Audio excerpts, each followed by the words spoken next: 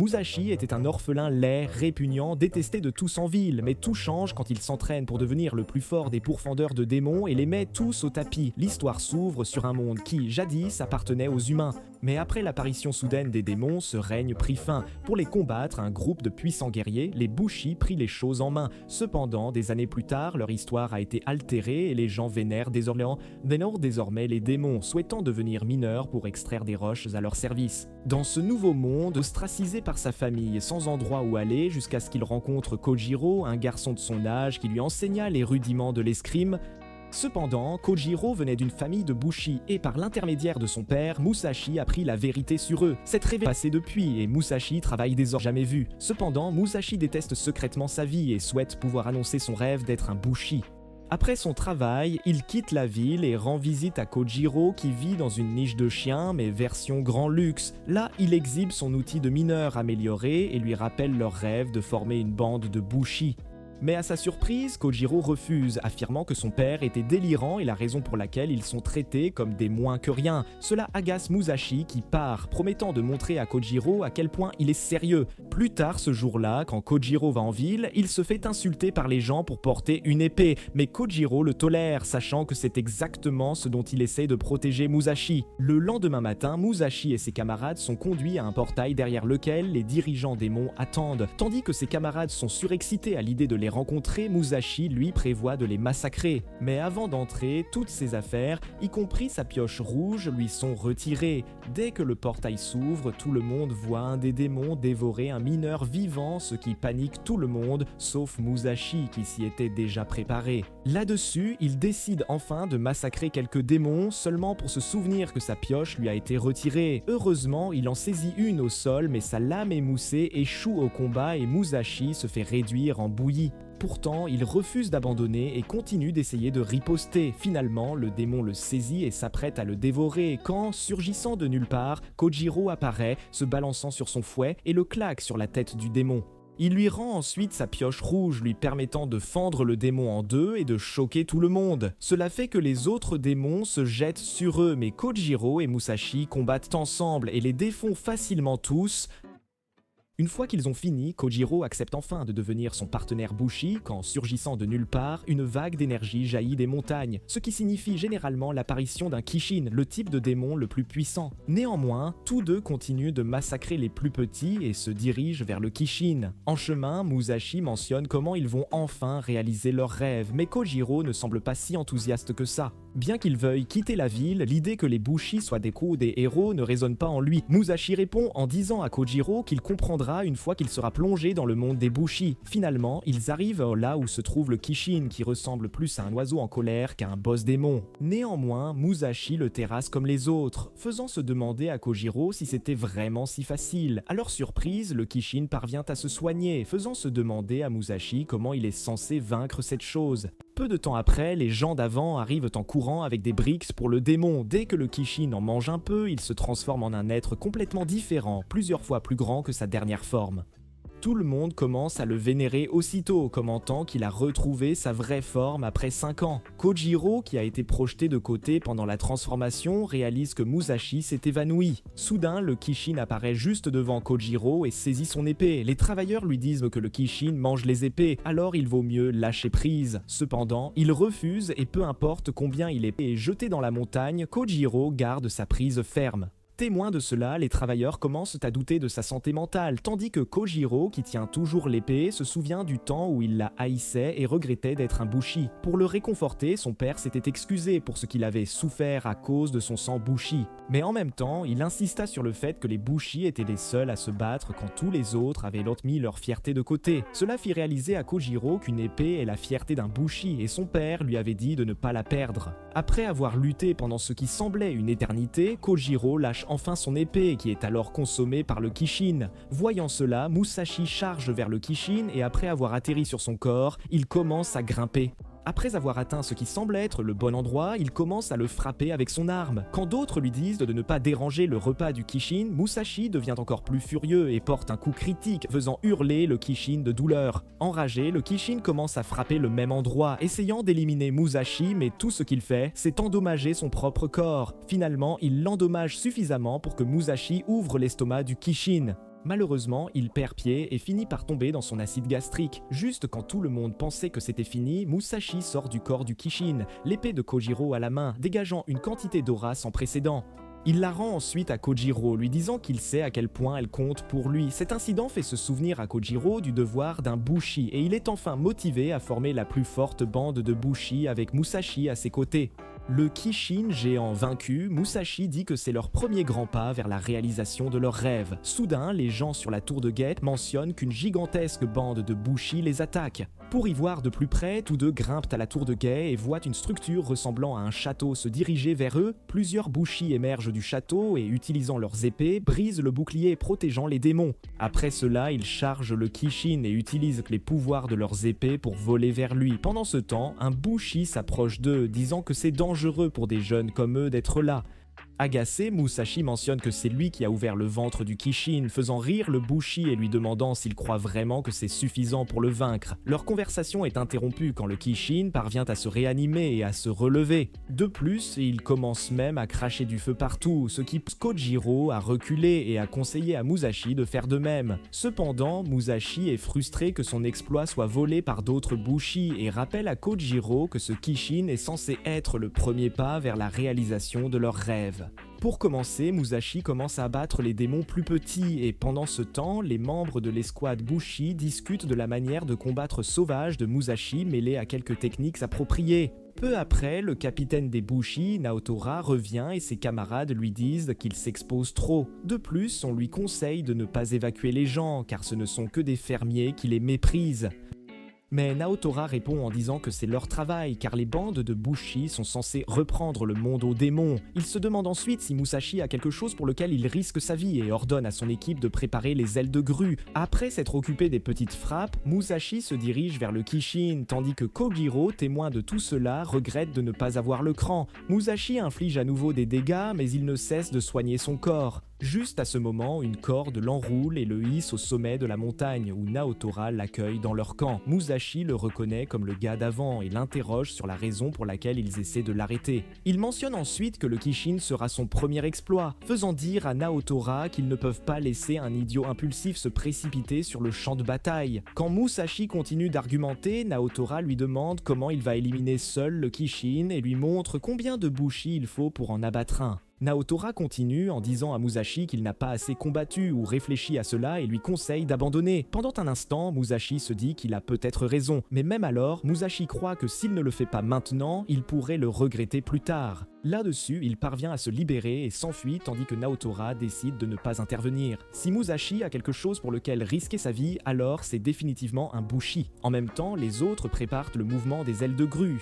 Mais avant qu'il n'ait la chance de l'utiliser, Musashi frappe la montagne au-dessus avec son arme, brisant le bord et envoyant des débris vers les Bushi qui tiennent la jambe du Kishin. Ces actions permettent au Kishin de se libérer et d'esquiver l'attaque des ailes de grue. Cependant, cela fonctionne parfaitement pour Musashi car cela lui permet de charger le Kishin. Concurremment, Kojiro dit à Musashi de viser sa corne sur son nombril et écoutant son conseil, Musashi atterrit sur la tête du Kishin et balance son arme pour briser sa corne. Bien qu'il parvienne à casser quelque chose, cette chose s'avère être sa propre arme. N'ayant plus rien pour se défendre, le Kishin se prépare à lui cracher du feu. Mais avant que cela n'arrive, Naotora apparaît devant lui et coupe la corne du Kishin en un seul mouvement. Une fois le Kishin maîtrisé, Naotora s'excuse d'avoir volé le premier grand pas de Musashi. Après cela, le corps du Kishin se brise en plusieurs parties, permettant à tous les Bushi d'absorber ses pouvoirs. Voyant les Bushi célébrer, Kojiro mentionne que cela semble similaire et Musashi réalise que c'est exactement comme l'art sur le parchemin concernant les Bushi. Entendant cela, Kojiro est ému aux larmes car tout ce que son père lui avait dit s'est avéré être la vérité. Suite à cela, les adorateurs de démons sont ligotés et ils se moquent des Kishin pour avoir débité les mêmes choses pendant 150 ans sans rien accomplir. De plus, il dit à Naotora de ne pas entraîner tout le monde vers le bas pour un rêve impossible.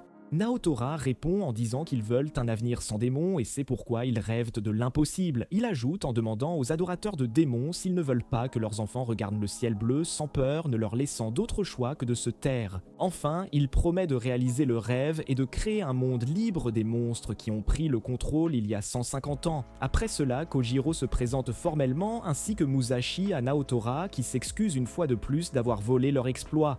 Mais Kojiro dit qu'ils ne sont pas en position de se plaindre, ce à quoi les camarades de Naotora acquiescent, disant à Musashi que le capitaine lui a sauvé la vie, ajoutant de l'huile sur le feu de sa colère. Voyant à quel point tout le monde est heureux, Musashi se dit qu'il vaut mieux cacher ses sentiments pour l'instant.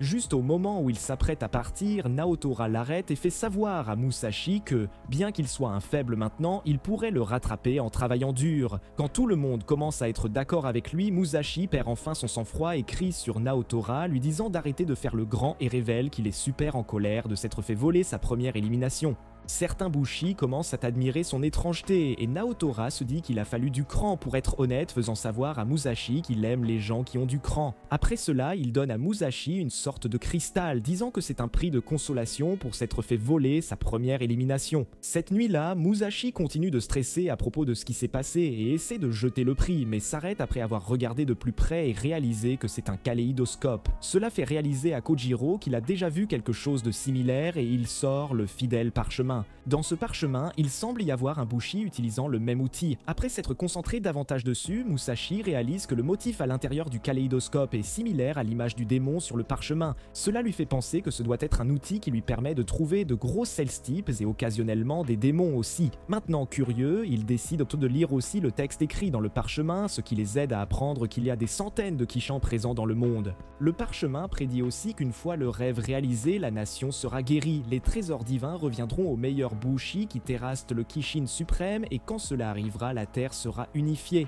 La personne responsable de l'unification régnera comme nouveau roi. Ailleurs, Naotora, qui est toujours en ville, est approché par Musashi qui lui demande s'il veut réunifier le pays. Quand Naotora accepte, Musashi dit que personne en 150 ans n'a pu faire cela, c'est pourquoi il sera celui qui accomplira cet exploit. Le lendemain matin, Kojiro et Musashi se préparent à enfin quitter la ville et sont salués par les camarades de classe de Musashi. Après avoir mis de la distance entre eux et leur ville natale, Musashi réalise qu'ils ont passé toute leur vie dans un si petit endroit. De plus, il se dit que si Kojiro ou son père ne lui avaient pas enseigné l'escrime, il serait probablement encore en train de creuser des roches. Ailleurs, une fille-chat dangereusement charmante est assise au bord de la rivière, trempant ses orteils dans l'eau. En chemin, Musashi suggère qu'ils réussissent leur première élimination correctement cette fois. Pendant leur première nuit, ils croient qu'il n'y aura pas de dispute entre eux, mais à mesure que les jours passent et que leurs difficultés s'intensifient, tous deux finissent par manquer de nourriture, et Musashi rejette la faute sur Kojiro pour ne pas en avoir emporté assez.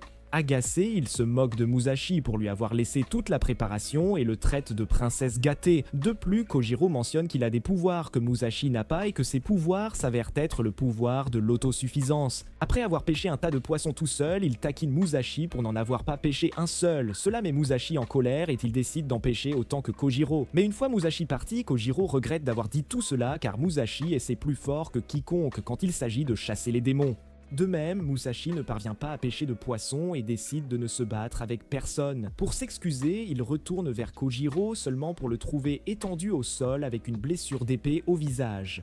Juste à ce moment, la même fille d'avant apparaît derrière Musashi et le jette au sol. Elle s'assoit ensuite sur lui, disant à Musashi de lui remettre tous ses objets de valeur. Après avoir réalisé que c'est elle qui a blessé Kojiro, Musashi la soulève et essaie de la jeter au sol, mais elle parvient à retrouver son équilibre. Suite à cela, elle l'attaque à nouveau, mais cette fois, Musashi lui attrape le poignet et la soulève, lui faisant savoir qu'elle est plutôt légère et petite pour lui, mais cela lui permet de mettre Musashi dans une prise de tête et de le jeter au sol, mais même ce mouvement échoue contre lui. De plus, se battre contre elle fait se demander à Musashi comment elle a vaincu Kojiro, quand surgissant de nulle part, la fille commence à draguer Musashi tout en révélant ses atouts aguicheurs. De plus, elle dit à Musashi qu'elle ne serait pas contre un petit moment coquin avec lui. Mais juste au moment où Musashi essaie de tâter le terrain, cette fille sort sa dague seulement pour être jetée à nouveau. Musashi se moque alors de Kojiro pour être désespérément en manque et dit à la fille que son petit tour ne marchera pas sur lui. Voyant que rien ne fonctionne sur Musashi, elle sort son arme secrète, mais avant d'avoir la chance de l'utiliser, elle entend le son d'une corne, ce qui la pousse à battre en retraite sur leur moto, ne laissant aux deux d'autre choix que de la suivre. Quelque temps plus tard, cette fille, Sugumi, apparaît devant son capitaine Bushi et l'informe qu'elle a réussi à voler la moto à ses Bushi comme il l'avait instruit. En entendant cela, il la félicite pour son bon travail et la serre dans ses bras, tandis que Sugumi demande ses prochaines ordres. Le capitaine nommé Hideo lui rappelle que leur travail est de chasser les démons afin de réunifier la nation, ce à Sugumi acquiesce. Pendant ce temps, ces deux-là se précipitent vers le camp Bushi tout en dévorant du poisson et réalisent que la bande de Tora avait aussi une forteresse d'apparence similaire. Après être entrés, tous deux errent et finissent par tomber sur Tsugumi. Quand ils l'accusent d'avoir volé leur moto, Tsugumi mentionne qu'elle l'a seulement empruntée et leur demande de la suivre. Après l'avoir suivie jusqu'au balcon, Musashi remarque la ville présente à l'intérieur de la forteresse. Tsugumi lui fait savoir que c'est essentiellement un château qui peut voyager, et quand Musashi lui demande d'élaborer, elle dit que les Kishin apparaissent partout dans le pays et que les bandes de Bushi les traquent et les chassent. Tout cela est possible grâce aux gens vivant dans la ville, y compris les vassaux, les artisans d'armes, les fermiers, les médecins et d'autres. Les gens vivent de Washino comme ça depuis des siècles et sont maintenant devenus une gigantesque famille qui combat ensemble. En se promenant dans la ville, quelques enfants s'approchent de Tsugumi, lui demandant de les aider à s'entraîner. La voir jouer avec les enfants rappelle à Kojiro et Musashi leur enfance. Après un certain temps, elle demande à Kojiro de prendre le relais. Et pendant qu'il joue, Tsugumi informe Musashi que bien que la bande de Bushi soit comme une grande famille, elle n'a pas de parents de sang. Parler de cela rappelle à Tsugumi sa sœur aînée qui disait qu'il se battait pour protéger ceux qui étaient plus faibles qu'eux. Mais tous ceux à qui elle était liée ont perdu la vie et Musashi lui fait savoir que cela signifie qu'ils sont tous les deux pareils. Après cela, c'est au tour de Musashi de prendre le relais. Et simultanément, Hideo apparaît, content qu'ils s'entendent bien. Cette nuit-là, il les invite à dîner et sert des délices que leurs yeux de paysans n'ont jamais vues. Il les complimente ensuite d'avoir de si belles figures de Baikan qu'ils doivent être des Bushi de première classe. Enfin, il les invite à combattre aux côtés de leur bande, disant qu'ils pourront juste se partager le Kotetsu après. Mais après avoir réalisé qu'ils ne savent même pas ce qu'est le Kotetsu, Hideo les juge inutiles et ordonne à Tsugumi de les ligoter. N'ayant pas d'autre choix, elle se lève et sort son arme, l'utilisant pour les ligoter. Quand Musashi lui dit de les libérer, Tsugumi s'excuse en tremblant de peur. Pendant que tous deux sont enfermés dans une cellule, Tsugumi est forcé de se traiter d'inutile par Hideo. Il lui demande ensuite si elle est au courant de la situation dans laquelle il se trouve, ce à quoi Tsugumi acquiesce, disant que leur bande manque de membres et de kaitetsu. Pour résoudre ce problème, Hideo a décidé d'appeler à la mobilisation totale de la ville la prochaine fois qu'un démon attaquera. Choqué, Tsugumi argumente en disant qu'il y a des personnes âgées et des enfants qui ne peuvent pas se battre. Mais selon Hideo, le travail d'un Bushi est de combattre les démons et il croit que ce devrait être une joie de se battre jusqu'au dernier homme. Après que Tsugumi ne parvienne pas à lui répondre, il la presse de lui dire l'argument qu'elle avait, ne lui laissant d'autre choix que d'agir comme une esclave devant lui une fois de plus. Après cela, Tsugumi rend visite à ces deux-là, leur demandant s'ils ont du Kitetsu. Mais après avoir réalisé qu'il n'en avait aucune idée, Tsugumi explique que c'est la puissance libérée quand le corps d'Akishin se désagrège. Pendant leur discussion, Musashi remarque son étrange comportement et lui demande de vider son sac, de dire ce qu'elle a sur le cœur. Au début, elle tente de résister, mais finit par révéler qu'elle est contre la mobilisation générale de la ville. Après l'avoir lâchée, elle prend peur et s'enfuit, se disant que Musashi lui donne de bien mauvaises idées, des pensées vraiment pas nettes. Plus tard, cette nuit-là, ils réussissent à s'échapper en volant la clé, grâce au talent de pêcheur de Kojiro. Ils courent ensuite sur le toit et retrouvent la moto de Kojiro. Mais avant qu'ils ne puissent faire le moindre mouvement, Kojiro aperçoit un Kishin géant fonçant droit sur eux. Pendant ce temps, Tsugumi croise Hideo qui lui ordonne de distribuer des épées aux habitants et de leur dire de défendre leur foyer contre les démons. Cependant, sachant que ce n'est pas la bonne chose à faire, Tsugumi se souvient des paroles de Musashi et déclare à Hideo qu'elle est contre la mobilisation générale. En entendant cela, Hideo manque de la frapper, mais se retient. Il se met alors à pleurer, disant que sa propre fille adoptive se retourne contre lui. Hideo ajoute qu'il l'a toujours traitée comme sa propre chair, mais qu'elle n'a jamais compris son amour, jamais vraiment saisi l'étendue de ses sentiments. Finalement, il attrape Tsugumi et la laisse pendue au-dessus de la balustrade du balcon, affirmant qu'elle ne sert à rien. Non seulement cela, mais il lui ordonne aussi de quitter le château, déclarant qu'elle n'est plus un membre Bushi, qu'elle n'a plus sa place parmi eux. En pensant à la nature sauvage, Tsugumi est terrifié, et Hideo promet d'agir comme si rien ne s'était passé si elle obéit à ses ordres. Finalement, Tsugumi est forcé d'être d'accord avec lui, et Hideo lui dit qu'elle ne peut rien faire sans lui, et encore moins survivre, c'est une évidence. Toute cette situation rappelle à Tsugumi comment sa sœur a été traitée de la même manière, et elle pense que cela a dû être très frustrant pour elle. Finalement, elle se décide à défier Hideo et à protéger les habitants de la ville, coûte que coûte, mais cela fait ressurgir ses paroles dans son esprit, lui rappelant qu'elle pourrait être chassée du château. Néanmoins, elle rassemble son courage et décide de le faire quand même pour protéger tout le monde, comme sa sœur, mais elle échoue toujours à découper son portrait. Soudain, les deux débarquent en trompe dans la pièce avec leur moto, demandant si elle sait où sont leurs armes. Tsugumi mentionne que Hideo a dit qu'il devait rester enfermé. Cela agace Musashi qui rétorque que personne ne se soucie de ce vieux crouton, ce quasi-périmé, a à dire.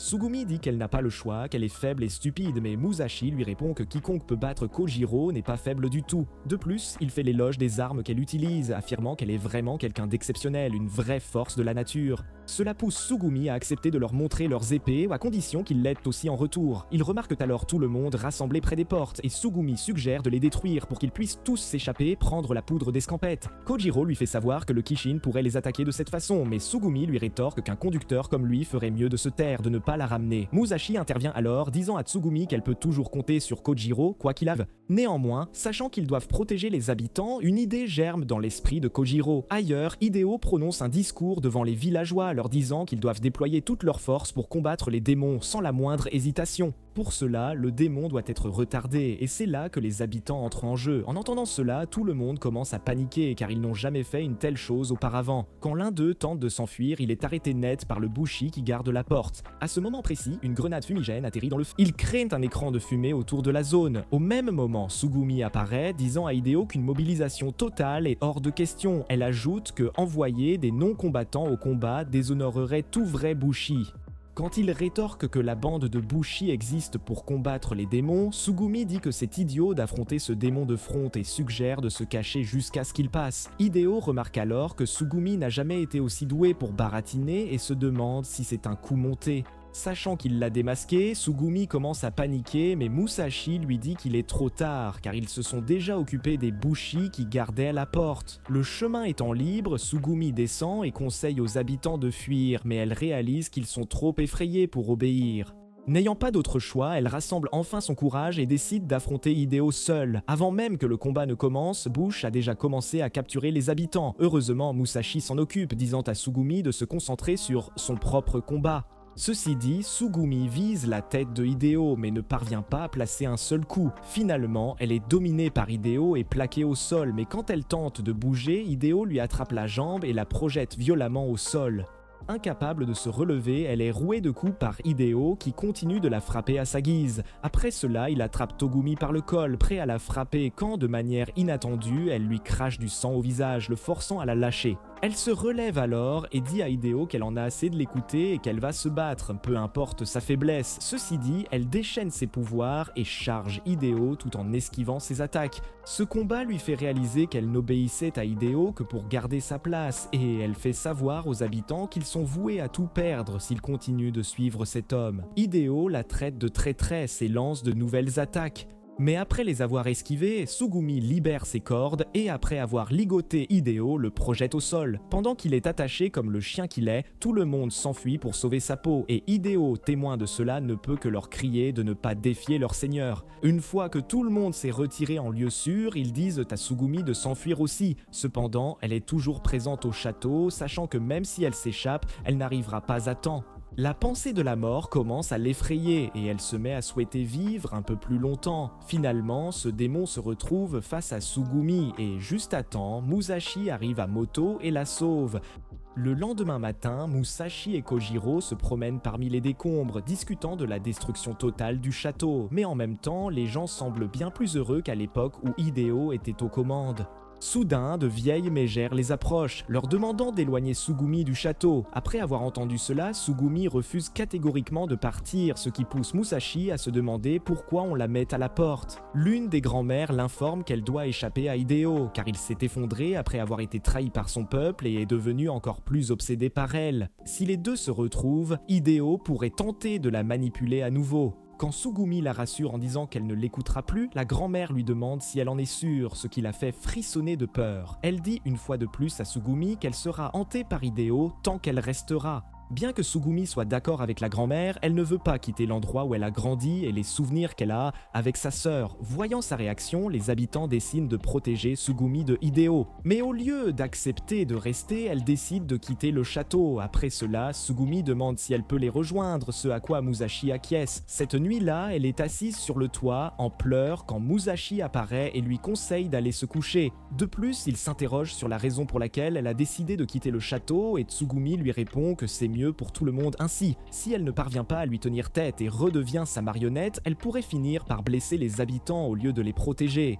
Musashi comprend ses sentiments, car il est difficile pour quiconque de laisser partir ses parents, ce à quoi Tsugumi répond qu'il n'est même pas son vrai père, ce qui rend la situation encore plus étrange. Mais Musashi n'est pas d'accord, lui disant qu'il est tout à fait naturel de compter sur un adulte après le départ de ses parents. Il ajoute qu'il considérait le père de Kojiro comme le sien, car c'est grâce à lui que Musashi a un rêve à poursuivre. Cela rappelle à Tsugumi son propre rêve de devenir une Bushi comme sa sœur, et elle décide de devenir plus forte qu'elle ne l'est actuellement. Le lendemain matin, tous les trois se préparent à partir et sont salués par toute la ville, ce qui finit par faire monter les larmes aux yeux de Tsugumi. Néanmoins, Kojiro interroge ensuite Musashi sur leur prochaine destination. Et après avoir regardé dans le cristal, il suggère d'aller tuer le Kishin bleu qui se trouve devant. Tsugumi mentionne qu'il est inutile de tuer un démon si personne ne la félicite pour cela, et quand Musashi dit que ce sera lui qui la félicitera, il reçoit une gifle. Plus tard, ce jour-là, Musashi trouve Tsugumi assise à côté de lui, pressant ses balles de yoga contre lui. Il a peur que Kojiro ne se fasse de fausses idées en voyant ça, et pour éviter cela, Musashi essaie de l'arrêter, ce qui se retourne contre lui, car Tsugumi finit par se déshabiller à la place. Choqué par ce qui vient de se passer, Musashi regarde Kojiro qui semble tout aussi choqué que lui. Sachant que ce malentendu pourrait leur coûter leur amitié de 10 ans, Musashi pense que la seule façon de le réparer est de révéler son secret embarrassant, son intérêt pour les femmes plus âgées. Apparemment, les étudiants de l'école minière étaient soumis à un mode de vie strict et quiconque était surpris avec des fillettes de la ville se faisait expulser. Cela a conduit les étudiants à développer un attachement pour les mamans et à avoir le béguin pour leurs professeurs.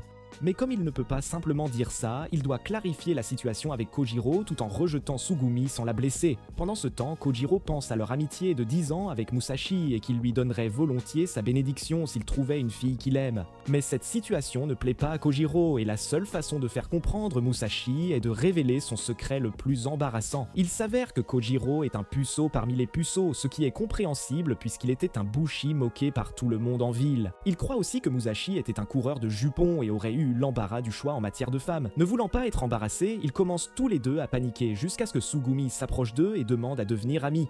Confus, Musashi mentionne qu'il pensait qu'ils étaient déjà amis et lui demande pourquoi elle ignorait Kojiro. Tsugumi répond qu'elle pensait qu'il était fâché contre elle pour l'avoir appelé le chauffeur plus tôt. Enfin, il lui demande pourquoi elle a commencé à se déshabiller et Tsugumi lui répond que c'était le conseil de sa sœur d'enlever ses vêtements quand elle ne sait pas quoi faire. La voyant embarrassée, les deux garçons comprennent parfaitement ce qu'elle traverse. Tôt le lendemain matin, Musashi voit un démon tenter de voler l'épée de Kojiro et il se met à le poursuivre. Avec cette barre métallique en main, il essaie de l'abattre mais ne fait que briser la barre à la place. Finalement, le démon s'arrête dans un endroit rempli d'épées, et avant que Musashi ne puisse comprendre ce qui se passait, il remarque un homme debout à proximité. Il permet à Musashi d'emprunter l'une de ses épées alors que le démon est sur le point de dévorer la sienne. Sans trop réfléchir, Musashi saisit une épée et de nulle part, une quantité incroyable de puissance commence à émerger, formant des cristaux sur tout son corps. Enfin, les cristaux se brisent et l'énergie se transfère à l'épée. Utilisant cela, il lance une attaque vers le démon, brisant son trône d'un seul coup et le vainquant sans faille. Cet homme le félicite ensuite, lui demandant si c'est la première fois que Musashi utilise une lame de Kotetsu. Musashi absorbe ensuite le Kotetsu en éliminant le démon, mais après cela, son épée se brise en deux. Cependant, cet homme s'en moque éperdument et est plus concentré sur la façon dont Musashi a pu tirer autant de puissance de l'épée. Leur conversation est interrompue quand sa camarade apparaît et le voit parler des épées d'une manière si obscène. Elle s'excuse auprès de Musashi pour son maître pervers. Sur ce, les deux décident de partir et quand Musashi demande leur nom, cet homme se décrit comme un chien alloué sans nom, digne d'être partagé. Juste à ce moment-là, Kojiro et Tsugumi arrivent, mais ne croisent pas Musashi quand il leur raconte, car toutes les épées ont maintenant disparu. Néanmoins, ils continuent leur voyage et entendre Musashi parler de la lame Kotetsu fait que Tsugumi lui conseille d'en acheter une. Elle mentionne en outre que son arme est également faite de Kotetsu et que la corne des démons ne peut être coupée que par des lames de Kotetsu. Ensuite, elle les emmène dans un endroit rempli de marchands vendant des articles au Bushi, y compris des lames de Kotetsu. Musashi est excité en voyant que l'endroit est rempli de Bushi et Tsugumi l'informe que les bandes de Bushi utilisent le Kaitetsu comme monnaie. Sur ce, Musashi commence à chercher les lames, mais découvre que les enchères de lames sont gardées pour la fin. En attendant, ils décident de savourer des ramen et sont approchés par une personne qui leur demande le nom de leur bande. Mais après avoir réalisé qu'ils n'en ont pas encore, il se met à rire et demande à Tsugumi de laisser tomber les perdants et de le rejoindre à la place. Après que Musashi l'ait renvoyé, Tsugumi demande pourquoi ils sont si obsédés par la chasse aux démons, ce à quoi Musashi répond que leur rêve a toujours été de devenir des bushi et de former la bande la plus forte de tous les temps. Cependant, Tsugumi ne comprend absolument pas ses rêves, car son seul souhait est de rentrer chez elle. Néanmoins, elle demande ensuite qui des deux sera le chef de la bande, car si ce n'est pas réglé, elle ne saurait pas qui elle est censée écouter. Sans trop y réfléchir, Musashi suggère que Kojiro devienne le capitaine et ajoute qu'il n'a pas de nom de famille. Les autres bandes tirent leur nom du nom de famille du capitaine, et c'est pourquoi Kojiro est le meilleur choix. Cela surprend Kojiro, car il ne s'attendait pas à ce que quelqu'un d'aussi compétitif que Musashi cède si facilement, ce à quoi Musashi répond qu'il est d'accord tant qu'ils peuvent suivre leurs rêves ensemble. Finalement, l'heure de l'enchère des lames Kitetsu arrive, et voyant qu'il y en a tant, Musashi se demande laquelle choisir. C'est alors qu'une méchante au bon vin l'interrompt, disant à Musashi de choisir celle qu'il sent juste, car les lames et les bushi sont attirés les uns par les autres. Un seul regard et Musashi tombe éperdument amoureux de cette femme qui se présente comme Mitsuru, la chef des forgerons de la bande Ryuzoji. Son comportement énerve Tsugumi, car il n'a pas réagi du tout quand elle a offert un aperçu de ses planètes. Quand Mitsuru découvre que c'est leur première fois qu'ils choisissent une lame Kitetsu, elle qualifie ce moment de très important, car c'est là qu'une personne s'épanouit en tant que bushi. Une fois l'enchère officiellement commencée, Kojiro commence par regarder différentes options, tandis que Musashi va directement vers la rouge. Kojiro finit par en trouver une qui a été laissée de côté et décide de la prendre. Après avoir choisi leur lame, Mitsuru leur dit de saisir la poignée. Dès que Musashi touche la lame, une quantité intense d'énergie commence à circuler dans son corps. Mitsuru appelle cela la trace de l'épée, disant que c'est un rituel où la lame choisit son maître. En entendant cela, Kojiro décide de commencer et saisit son épée, ce qui fait accélérer son pouls et toutes ses mémoires défilent devant ses yeux. Enfin, l'épée s'illumine ainsi que des pierres lumineuses émergeant du corps de Kojiro. Sur ce, sa trace d'épée se termine et il réussit. Tsugumi mentionne que l'épée l'a choisi comme maître et Kojiro l'informe qu'il a maintenant l'impression que l'épée fait partie de son corps.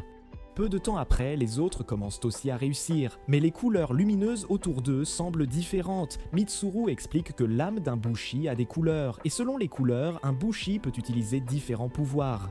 La couleur de Kojiro est le bleu assez courant chez les bushi et la couleur la plus rare est le rouge. Pendant ce temps, Musashi, toujours en plein essai, se retrouve dans un souvenir d'enfance où le père de Kojiro est plus étiré que les jambes d'une star adulte le jour du loyer. À ce moment-là, il essaie de dire quelque chose à Musashi, mais avant qu'il ne puisse comprendre ce qu'il voulait dire, le souvenir s'estompe, le laissant dans un endroit sombre. Peu après, une planche à repasser entièrement dénudée apparaît devant Musashi et lui fait un câlin. Mais juste au moment où Musashi commence à apprécier, elle se transforme en monstruosité et dit à Musashi qu'elle n'a pas besoin de lui. Ensuite, une couleur noire entoure le corps de Musashi et avec cela, la trace prend fin.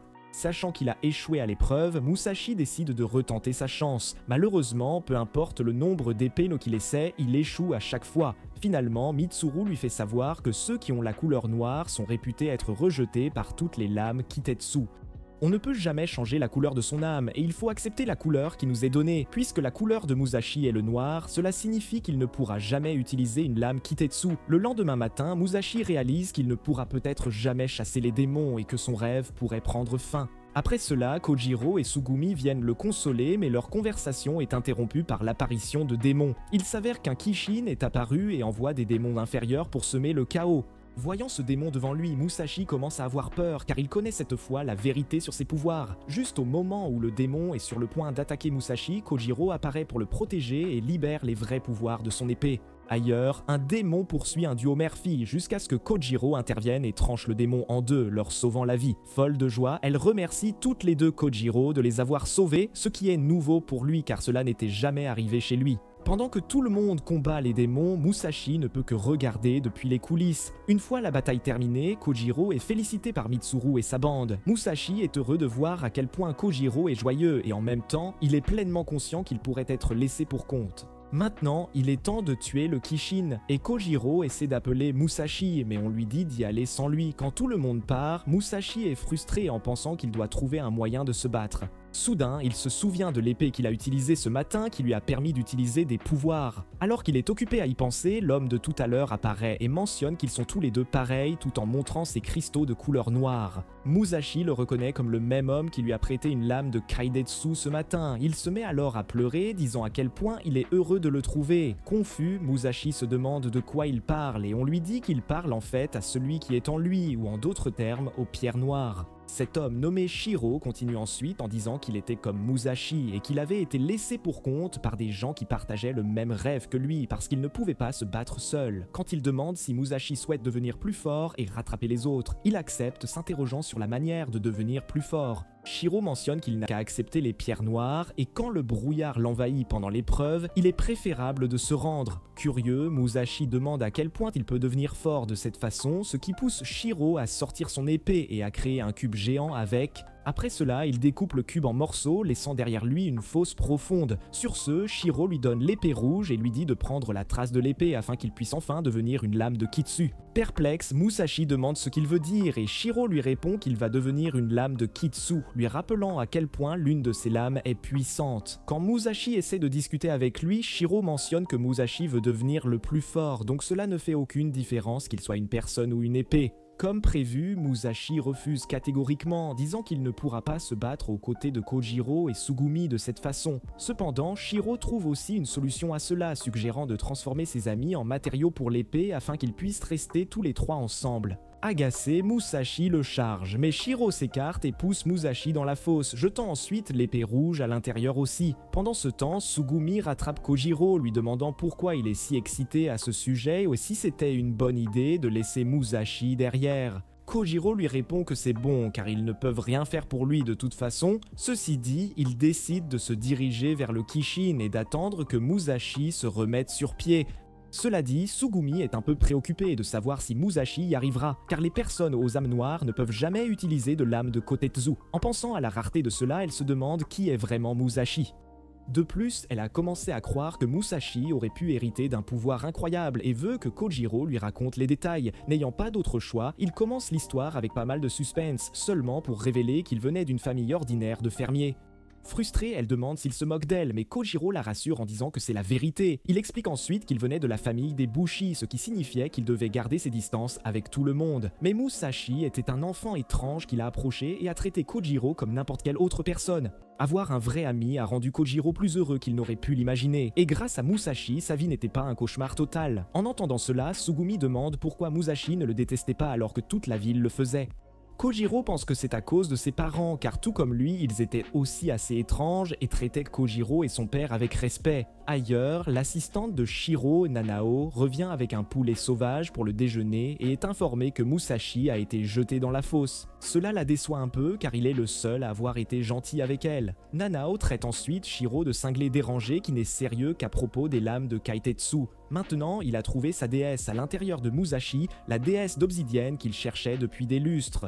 D'un autre côté, Musashi tombe depuis un certain temps et décide de ne pas reculer sans se battre. Heureusement, il remarque l'épée rouge et après l'avoir saisie, il la plante dans les parois de la fosse, ce qui lui permet de ralentir sa chute. Mais comme auparavant, des cristaux noirs commencent à émerger de son corps, laissant Musashi avec le choix de lâcher son épée et de tomber dans la lave en fusion ou de se soumettre et de se transformer en épée.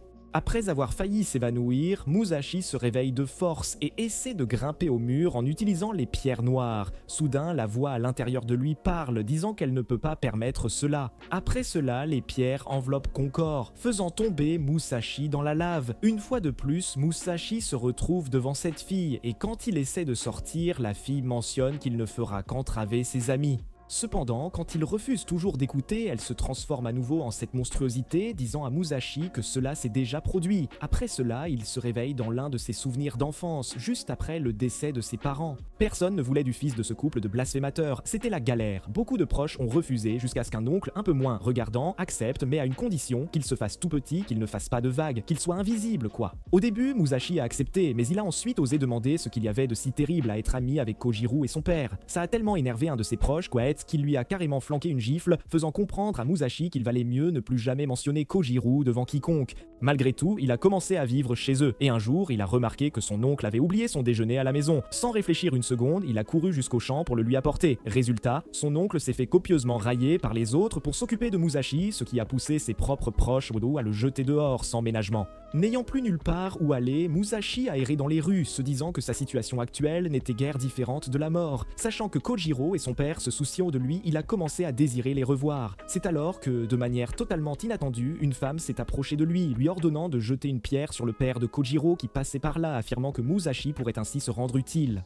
Il a cédé sous la pression de tous ceux qui lui ordonnèrent de le faire, finissant par lancer la pierre sur le père de Kojiro. De retour au présent, la déesse explique à Musashi qu'il a agi ainsi parce qu'il était prêt à tout, absolument tout, pour se sentir enfin désiré et accepté. Cela la pousse à se demander si son désir de devenir un bushi est sincère ou si ce n'est qu'un prétexte pour rester avec ses amis. Enfin, elle ajoute que devenir un bushi n'est pas différent pour lui que de lancer cette pierre ce jour-là, et c'est précisément quelqu'un comme lui ne pourrait jamais manier une lame kaitetsu. Si Musashi devait sortir et combattre, la déesse pourrait elle aussi être capturée. C'est pourquoi elle suggère de rester ensemble, bien cachés, et de ne surtout pas s'impliquer dans cette guerre sans merci entre bushi et démons. Au même moment, Kojiro et les autres arrivent à la cuisine seulement pour la découvrir gisant au sol, décapitée. Sugumi est convaincue qu'elle est toujours en vie, car normalement, quand les démons meurent, ils se transforment en kaitetsu. Et comme ce n'est pas là pour celle-ci, sa corne doit encore être intacte. Néanmoins, Kojiro décide de chercher le point faible de la cuisine pour Musashi à son retour, ignorant totalement que son ami s'est transformé en coke cristallisée. Soudain, Shiro apparaît au-dessus du corps du Kishin, clamant être celui qui l'a vaincu. Il descend alors et se dirige vers Kojiro, mais il est arrêté par d'autres. Quand l'un des bushi ordonne à Shiro de révéler où se trouve la tête pour que leur bande puisse revendiquer la victoire, Shiro, sans hésiter, tranche en deux ce bushi et tous ses camarades. Il énonce ensuite sa mission, dérober leur lame kaitetsu. En entendant cela, les bushi reconnaissent Shiro comme l'un de ces fameux chasseurs d'épées et lancent une attaque coordonnée contre lui, tous ensemble. Mais sans le moindre effort, ils transpercent leurs attaques, se débarrassant de la plupart des bushi en un clin d'œil. En voyant cela, tout le monde comprend qu'il n'est pas un chasseur d'épée ordinaire, et Sugumi, par accident, s'écrit le nom de Kojuro, faisant ainsi réaliser à Shiro qu'il est l'ami de Musashi. Cela pousse Shiro à s'approcher de Kojuro, lui annonçant que Musashi est déjà devenu une lame kotetsu et l'attend désormais, lui suggérant de le rejoindre. Pendant ce temps, la déesse révèle à Musashi qu'il s'est transformé en pierre noire, afin qu'il puisse se cacher et rester ici pour l'éternité. À cet instant précis, elle aperçoit un cristal vert fonçant droit sur eux et réalise que tout est déjà terminé, qu'ils sont sur le point d'être capturés. Ce cristal vert autour de la pierre noire et en sort Musashi. Une fois dehors, il parvient à s'extraire de la pierre noire et est approché par Neneo, surprise de le voir encore en vie. Il s'avère que le sortir était une erreur car Neneo l'a tiré du gouffre avant qu'il ne se transforme complètement en pierre noire. Cela rappelle à Musashi que Shiro s'en est pris à ses amis, et il court les sauver sans perdre une seconde. En chemin, il se souvient de la déesse disant que devenir un bushi est une excuse pour être avec ses amis, et il pense qu'être un bushi signifie bien plus que ça pour lui. Dans le passé, Musashi avait visité la maison de Kojiro et s'était excusé d'avoir lancé la pierre. Son père l'invita à entrer et lui dit de ne pas s'inquiéter de ce qui s'était passé car il était dans une situation difficile. De plus, il mentionna que Kojiro avait été traité de la même manière par toute la ville, exactement comme Musashi l'était à ce moment-là. Juste au moment où il était sur le point de craquer, Musashi apparut et le sauva. Voir cela rendit le père de Kojiro plus heureux que tout, et juste par sa présence, Musashi réussit à sauver deux cœurs à la fois. C'est pourquoi le papa de Kojiro croyait que Musashi n'était pas inutile et lui conseilla de continuer à vivre. Entendre ces mots fit pleurer Musashi, et à partir de ce jour, il commença à vivre avec Kojiro et son père. Parce que le père de Kojiro était un bushi qui avait empêché l'âme de Musashi de mourir, il veut maintenant suivre le même chemin. Ailleurs, Shiro continue d'anéantir tous les bushi, leur disant d'arrêter de fuir car les âmes des lâches se transforment en vulgaires déchets d'acier. Pour l'instant, il décide de cibler les amis de Musashi, et voyant qu'il est après lui, Kojiro court dans la direction opposée pour permettre aux autres de s'échapper. Après avoir atteint une impasse, Kojiro est forcé de sortir son épée et de lancer une attaque vers Shiro. Bien sûr, Shiro reste indemne de ses attaques, et après s'être approché suffisamment, il attrape Kojiro par le visage, disant que les âmes des courageux sont d'une couleur magnifique. Sur ce, il est sur le point de mettre fin à la vie de Kojiro, mais s'arrête et le lâche après avoir vu l'apparition de Musashi. Pour commencer, il se dirige vers Kojiro et les autres, qui lui demandent s'il peut utiliser les lames Kotetsu maintenant. Musashi refuse, disant qu'il n'a pas droit au spectacle lumineux, mais les cristaux noirs ne sortent pas non plus quand il en saisit un. En entendant cela, Shiro réalise qu'il n'est ni accepté ni rejeté par la lame. Peu après, Neneo revient aussi, disant à Shiro qu'elle l'a accidentellement sorti trop tôt. Il décide de lui pardonner car les choses sont maintenant encore plus intéressantes. Comme Musashi est à moitié fusionné avec la pierre noire, cela signifie que s'il l'attaquait maintenant, la déesse à l'intérieur prononcerait sa sentence. Alors que les deux entrent en mode combat, Kojiro se demande quel est leur problème et Musashi lui dit qu'ils sont après lui. Perplexe, Tsugumi demande pourquoi il est venu ici en sachant cela, ce à quoi Musashi répond qu'il est venu parce que ses amis étaient en difficulté, rappelant à Kojiro comment les Bushi sont censés se battre ensemble.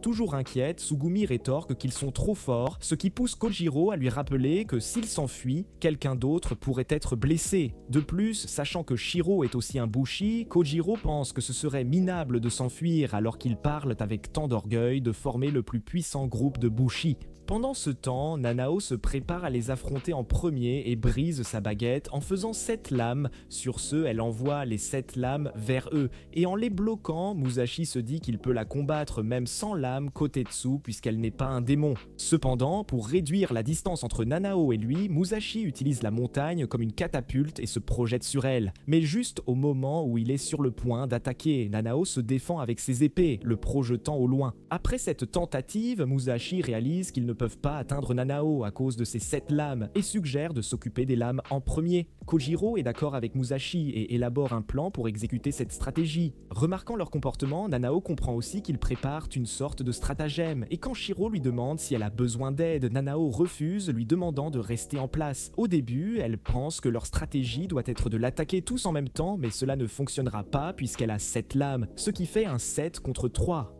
Mais à sa surprise, ils se séparent et s'enfuient en laissant Kojiro derrière. Pensant que Kojiro doit servir d'appât pour laisser ses amis s'échapper, Nanao se souvient qu'elle ne peut pas laisser Musashi s'enfuir et envoie ses épées vers lui. Au début, Nanao croit l'avoir eu, seulement pour voir Tsugumi retenir ses épées avec ses cordes, sauvant Musashi d'être submergé. Profitant de cette opportunité, Musashi saute en l'air et tranche les morceaux de sa baguette, désactivant les épées au hachoir qu'elle avait créées. Voyant que le plan a fonctionné, Tsugumi célèbre disant qu'elle a pu attraper la lame parce qu'aucune d'elles n'était dirigée vers elle. Cependant, Nanao ne semble pas impressionnée car une seule des 7 épées a été détruite, mais Shiro pense le contraire en entrant sur le champ de bataille.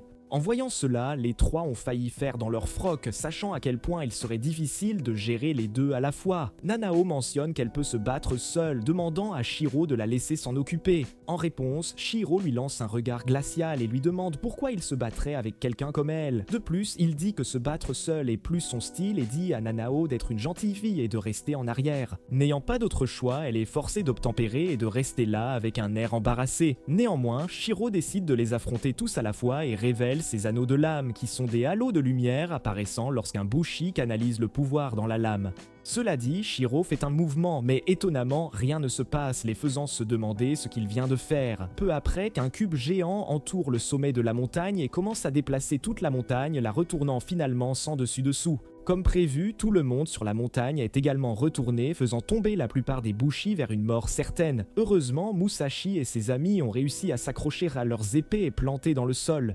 Choqué, Musashi se demande si c'est l'œuvre de Shiro et ne peut croire qu'une personne puisse être capable de telles choses. Pendant ce temps, Shiro réalise que certains d'entre eux sont suspendus par leurs épées, le poussant à couper la partie du sol où ils ont planté leurs épées. Quand Musashi devient furieux de cet acte, Shiro demande si c'était aussi ses amis et se demande pourquoi il cherche la force dont il a besoin pour tuer des démons chez d'autres personnes. Selon Shiro, il n'y a qu'une seule façon de faire, c'est de devenir le Bushi le plus fort en vie. Il continue ensuite en se moquant des Bushi qui se regroupent comme des insectes et se dit que cela doit être nécessaire à leur survie vu leur faiblesse pathétique. En l'entendant parler, Musashi réalise qu'il ressemble exactement à la bombe plate qui vit en lui. Finalement, Shiro s'ennuie et secoue la surface, faisant tomber tous ceux qui étaient suspendus. À ce moment-là, le temps se fige pour Musashi et la déesse fait son apparition, disant qu'elle comprend le genre de personne qu'est Musashi. Quand il lui demande si c'est son œuvre, la déesse acquiesce, lui disant qu'elle est la force qui rassemble toutes choses. De plus, elle appelle Shiro son ennemi, expliquant qu'ils essaient de l'éliminer afin de mettre la main sur elle. Puisque sa mort pourrait lui causer des problèmes, elle a décidé d'utiliser le reste de ses pouvoirs pour le sortir vivant de cette situation. Cela pousse Musashi à demander si tout le monde meurt, et quand elle acquiesce, il refuse son aide, disant que cela ne sert à rien. confuse, elle lui demande d'élaborer, et Musashi lui dit qu'il est un faible qui ne peut pas survivre seul, mais quand il y a quelques personnes Waiko à ses côtés, il ressent leur pouvoir et souhaite voir jusqu'où ils peuvent aller ensemble. En entendant cela, la déesse réalise qu'il a un don pour attirer les autres, ce qui est utile car unir ses forces avec des camarades est le seul moyen pour les humains de combattre les Kishin. Une fois qu'elle découvre que c'est exactement ce que Musashi veut, elle accepte de lui confier son pouvoir et l'embrasse avec son corps. Disons modeste, lui disant qu'elle se battra en utilisant son corps. Sur ce, le temps reprend et tout le monde commence à tomber. Soudain, des cristaux géants émergent du corps de Musashi et commencent à attirer toutes les lames Kotetsu vers eux. Finalement, même Shiro perd sa lame alors qu'elle retourne à sa maîtresse, la déesse d'obsidienne. Avec cette lame en main, elle arrête cette technique et ramène la montagne à la normale. Après cela, elle regarde Shiro, lui demandant s'il la cherchait et dit que le sentiment n'est pas réciproque. La déesse déchaîne alors ses pouvoirs et quand Nanao essaie de l'attaquer, elle commence à déformer son énergie de lame. La déesse explique ensuite que les cristaux noirs ont le pouvoir d'attirer ou de repousser l'énergie de lame et en raison de leur complexité, cela rend les gens incapables d'utiliser les lames Kotetsu. Finalement, Shiro parvient à récupérer sa lame, tandis que la déesse réalise qu'agir dans le monde réel épuise rapidement son pouvoir, et si elle s'endort maintenant, Musashi perdra les pouvoirs d'obsidienne. C'est pourquoi il doit compter sur ses amis, et quand elle demande s'ils le rejoindront dans cette bataille, Kojiro accepte instantanément. Ensuite, la déesse révèle sa véritable forme, ce que voyant, Shiro l'invite à rester avec lui, promettant de la rendre plus heureuse. Cependant, elle lui dit d'aller se faire voir et décide de les chasser avant de retourner dormir. Pour ce faire, elle emprunte à nouveau des pouvoirs à d'autres Bushi en attirant leur énergie de lame. Ce faisant, la déesse se moque de Shiro pour les avoir traités d'insectes et lui fait savoir que l'éclat d'une seule lame combinée à d'autres devient une force colossale. Et en utilisant une technique similaire, elle va se débarrasser de lui. Nanao est un peu choquée de l'avoir puisé l'énergie de chaque lame et Shiro acquiesce, disant que sa déesse est vraiment impressionnante. Cependant, la déesse mentionne qu'elle ne sera jamais à lui et leur dit au revoir. Juste à temps, Shiro leur crée une échappatoire, réussissant à s'enfuir avant l'attaque extraordinaire de la déesse. Son attaque coupe plusieurs montagnes en deux et voyant que l'ennemi était parti, tout le monde commence à célébrer, remerciant Musashi de les avoir sauvés. Au même moment, Musashi retrouve sa forme originale et sent toujours l'adrénaline courir dans ses veines. De plus, il qualifie la déesse d'entité incroyable car grâce à elle, ils ont réussi à survivre. Après cela, les deux accourent vers Musashi, le traitant de super fort et louant son attaque. Mais quand Musashi leur fait savoir que ce n'était pas lui, Kojiro dit qu'il semblait être une personne différente, tandis que Tsugumi se demande s'il était possédé par un esprit maléfique. En entendant cela, Kojiro lui dit de ne pas parler d'elle comme ça puisque la déesse était super gentille. Cela fait se demander à Tsugumi s'il est du genre à tomber amoureux de n'importe quelle fille un peu sympa avec lui et elle se moque de lui pour ne pas avoir retenu la leçon même après qu'elle l'ait battu la première fois. Pendant qu'ils se disputent, Musashi pense à ce que la déesse lui a dit sur le père de Kojiro et comment il a été éliminé avant de finir ce qu'il avait commencé. Ensuite, Musashi examine l'épée qui se brise en deux, ce qui pousse Mitsuru à l'informer qu'une lame se brise si elle canalise plus de pouvoir qu'elle ne peut en contenir. En d'autres termes, la rupture de l'épée est un signe de son potentiel. Mitsuru le remercie ensuite de les avoir sauvés et lui demande quelle récompense il aimerait en guise de remerciement. Simultanément, certains Bushi remarquent un trou géant là où se trouvait le corps du Kishin. Il s'avère que Shiro a téléporté tout ce bloc de terre à un endroit différent avec le corps du Kishin. Nana était contente d'avoir pu échapper à cette attaque et Shiro ajoute que la déesse ne s'échappera pas la prochaine fois. Plus tard ce jour-là, des funérailles ont eu lieu pour tous les Bushi qui avaient péri. Les survivants rendent hommage en s'inclinant devant les épées des Bushi décédés, y compris un enfant en pleurs qui vient de perdre son père. Ce scénario aide Kojiro à comprendre que personne ne veut laisser son épée derrière soi, ce à quoi Tsugumi acquiesce, lui disant qu'elles sont spéciales parce que les sentiments de leur porteur y persistent. Certaines personnes traitent ces épées comme le symbole de la vie d'un Bushi, rappelant à Kojiro quelque chose de similaire dit par son père. Cependant, Tsugumi ne pense pas de la même manière, car bien que l'arme qu'elle utilise appartienne à sa sœur, ce ne sont que des objets, pas quelque chose qui peut la remplacer. Cette nuit-là, ils ont la chance d'avoir une chambre pour la nuit grâce à Mitsuru. Elle appelle cela un cadeau pour avoir sauvé leur vie et est sur le point de partir, mais est arrêtée par Musashi qui a une faveur à demander. Le lendemain, une cérémonie a lieu où Musashi va passer une autre épreuve de l'épée devant toute une foule. Les gens rassemblés commençaient à se demander si ça allait marcher cette fois, mais Kojiro sait que la déesse est retournée à son sommeil, ce qui signifie que Musashi n'aura plus cette lueur sombre. De plus, Musashi semble opter pour la même épée rouge qui a mené à son échec la première fois, mais ils n'ont pas le choix car c'est la meilleure lame qui l'aide sous la main pour l'instant. Cela dit, Mitsuru explique les règles, et avant de commencer, Musashi rappelle à Tsugumi ce qu'elle a dit sur les épées symbolisant la vie d'un bushi, lui faisant savoir qu'il ne sait pas non plus quoi croire. Sa déclaration ne plaît pas à la foule présente, mais il reste silencieux, et Musashi continue en disant que le père de Kojiro se souciait du mode de vie bushi, ce qui l'a rendu curieux à ce sujet aussi. Il croit que si les morts sont partis pour toujours, les choses qu'il chérissait continueront d'être chéries par leurs proches, ce qui, en d'autres termes, symbolise qu'ils ont un jour vécu. Après cette petite tirade, Musashi prend l'épée, et cette fois, une lueur rouge l'entoure. Voyant cela, tout le monde s'enthousiasme et, juste comme ça, Musashi réussit enfin l'épreuve de l'épée. Avant que Kojiro n'ait la chance de le féliciter, plusieurs autres bushi finissent par entourer Musashi, le couvrant d'éloges. Cela agace un peu Kojiro car tout le monde l'a ignoré comme les orphelins ignorent la fête des pères quand il a réussi l'épreuve. Tsugumi rappelle à Kojiro que sa couleur était le bleu tandis que celle de Musashi est le rouge. Le bleu est une couleur normale avec laquelle environ la moitié des bushi naissent, mais le rouge est quelque chose que seuls quelques chanceux obtiennent. Une fois que tout est terminé, Musashi s'approche de Kojiro voulant lui parler de quelque chose. Il emmène Kojiro dans un endroit isolé et lui demande s'il a vu ses souvenirs passés pendant l'épreuve. Cependant, il ne semble pas se souvenir car tout s'est passé si vite. Musashi informe ensuite Kojiro qu'il a vu son père, ce qui lui fait croire qu'ils se sont peut-être connus. Cela intrigue un peu Kojiro car son père n'a jamais rien mentionné d'une déesse canon et n'a laissé qu'un parchemin et une épée. En y réfléchissant un peu plus, il réalise galant que le père de Kojiro avait la moto du bushi alors que personne d'autre en ville n'en avait, ce qui fait se demander à Kojiro s'il avait des liens avec des bushi en dehors de la ville. Ailleurs, Nanao rappelle à Shiro que leur cible était à l'origine le père de Kojiro, mais maintenant que la déesse vit dans le corps de Musashi, Shiro suppose que la déesse a choisi un vaisseau différent pour une raison quelconque. Plus tard, Kojiro médite sur son erreur de croire que son père avait vécu toute sa vie dans leur ville natale. Il regrette de ne pas lui avoir posé assez de questions, mais maintenant que le monde des bushi est devant lui, Kojiro pense qu'il pourrait découvrir quelque chose s'il suit le même chemin que son père. Finalement, il est temps pour eux de partir et les deux attendre le retour de Kojiro. Peu après, il arrive disant qu'il était en train de rassembler des provisions et leur tend une carte qu'il a trouvée. Cela leur donne enfin un sens de l'orientation. Et quand Musashi se demande où il devrait aller ensuite, Kojiro jette un coup d'œil et mentionne que s'ils se dirigent vers l'ouest, ils retourneraient à leur ville natale. Donc, se diriger vers l'est est le meilleur choix. Après avoir voyagé un moment, ils arrivent dans une forêt où Kojiro mentionne qu'il pourrait s'être perdu. En apprenant cela, Tsugumi se moque de Kojiro en lui disant de se ressaisir et se plaint de l'obscurité et de la saleté de l'endroit. Les deux commencent alors à se disputer, se disant l'un à l'autre de conduire la moto. Finalement, Musashi intervient, leur demandant de le laisser conduire la moto pour une fois. Sur ce, il commence à comprendre les commandes, tandis que les deux à l'arrière commencent à comploter pour lui faire peur quand il ne fait pas attention. Musashi, qui peut entendre leur conversation, est content qu'ils se soient calmés et leur dit de lâcher la moto, seulement pour réaliser que ce ne sont pas eux qui poussent la moto. À sa grande surprise, il s'avère que c'est un démon géant qui a piégé non seulement les deux, mais aussi une troisième personne. Puisqu'il n'est plus impuissant contre eux, Musashi dégaine son épée et après avoir localisé la corne du démon, il fonce vers elle. Après avoir réussi à esquiver les attaques initiales, Musashi riposte et brise la corne d'un seul coup, lui permettant de les sauver tous les trois. Après une rapide pause de récolte d'aura, Musashi va vérifier ses amis qui ont réussi à se libérer de son corps. Il vérifie ensuite la troisième personne et même après l'avoir appelée, il n'obtient aucune réponse.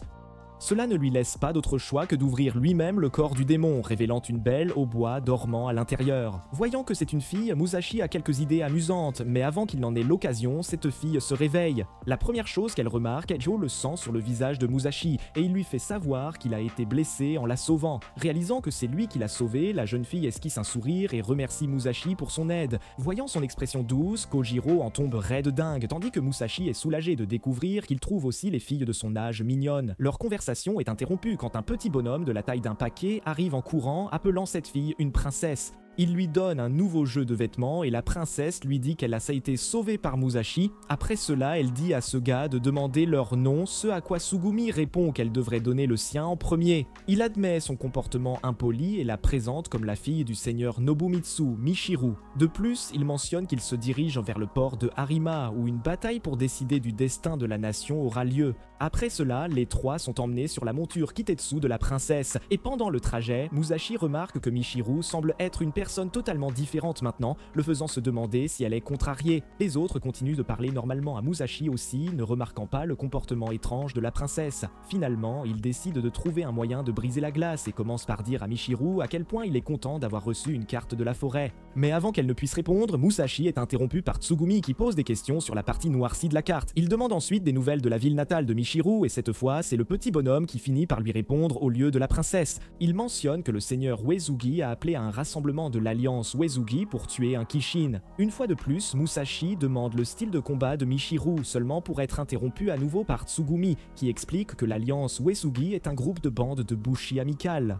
Finalement, Musashi perd son sang-froid et leur hurle dessus car il l'empêche de parler à Michiru. La princesse, surprise qu'il se souvienne de son nom, n'a pas le temps de réagir. Le petit gabarit les avertit déjà d'une piste chaoteuse qui s'annonce. Un de ces chaos éjecte Michiru du véhicule et Musashi, sans réfléchir, saute à sa suite. Mais en réalisant qu'il ne peut pas voler, Musashi commence à paniquer sérieusement jusqu'à ce que Michiru, avec sa lame et ses pouvoirs, crée un parapluie pour adoucir leur atterrissage. Musashi ne peut s'empêcher de louer ses pouvoirs, ce qui rappelle à Michiru son père, qui la complimentait exactement de la même façon. Elle s'excuse alors pour son comportement un peu brusque et avoue être une grande introvertie, car d'habitude, il n'y a qu'elle et ce fameux schtroumpf. Elle devient nerveuse dès que d'autres personnes surgissent de nulle part. En entendant ça, Musashi éclate d'un rire franc et est soulagée qu'elle ne leur en veuille pas du tout. Ensuite, Musashi l'informe de leur plan de se diriger vers l'est, mais Michiru lui assure qu'il ne pourra pas aller bien loin. Lorsque Musashi lui demande la raison, elle lui rappelle la zone noircie sur la carte et l'invite à regarder vers l'est. Là, il aperçoit un gigantesque mur noir qui couvre tout le ciel et Michiru lui explique alors que c'est un...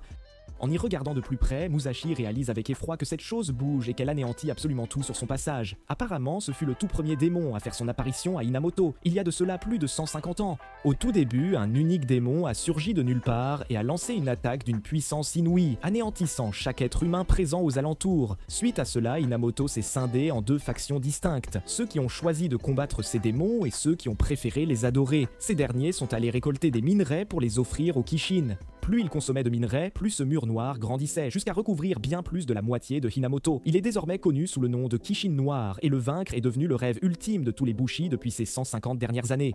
Au vu de sa croissance fulgurante, le Kishin pourrait bien engloutir la totalité de Hinamoto si personne n'intervient pour l'arrêter. Cependant, notre petit gabarit est absolument certain que le chef Uesugi sera celui qui le terrassera, car il est classé parmi les Bushi les plus puissants de toute la nation. Pour finir, il leur conseille à tous les trois de se joindre à la bataille et de prendre des chemins différents. Une fois qu'ils sont tous les trois seuls, ils décident de consulter le parchemin et Tsugumi leur explique que chaque bande de Bushi possède un tel parchemin, ce qui implique que le père de Kojiro devait en faire partie. Elle se met alors à chercher le sceau du parchemin et découvre qu'il porte l'emblème du seigneur d'Uesugi, ce qui indique clairement que son père faisait partie de la bande d'Uesugi. Pendant ce temps, au port, de nombreuses bandes, toutes membres de l'alliance Uesugi, sont déjà arrivées. Là-bas, un homme à l'allure plutôt louche est assis sur un toit, méditant sur la déesse d'obsidienne qui a été récemment aperçue. Pendant ce temps, Nanao achète quelques collations pour Sheru et se demande si elle n'aurait pas dû plutôt choisir des lames Kotetsu comme cadeau. Soudainement, elle ressent une sensation étrange en son cœur, et après s'être isolée, Nanao laisse des cristaux noirs émerger de son corps, ce qui lui permet d'accéder à une réunion secrète. C'est une assemblée des membres du groupe des 8 d'obsidienne qui, d'emblée, interroge Nanao sur la déesse et lui ordonne de la maintenir absolument hors de portée des Bushi.